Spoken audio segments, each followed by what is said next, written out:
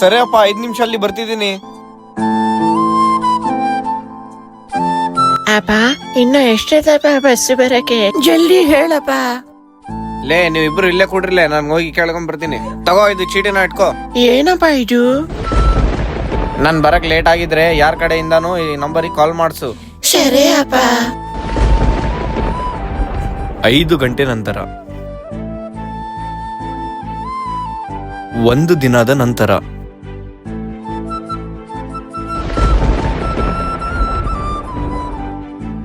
ಅಪಿ ಅಪಿ ಅಪಿ ಎದ್ದಳಪಿ. ಅಪಿ, ಯಾರ್ ನೀವು? ನಿನ್ನೆಯಿಂದ ನೀವು ಇಬ್ರು ಇಲ್ಲೇ ಇದ್ದೀರಾ? ಅಣ್ಣ, ನಮ್ಮಪ್ಪ ಬಸ್ ನೋಡಕ್ ಹೋಗಿದ್ದಾನ ಅಣ್ಣ. ಅದಕ್ಕೆ ನಾವು ಇಬ್ಬರು ಕಾಯ್ತಾ ಇದೀವಿ ಅಣ್ಣ.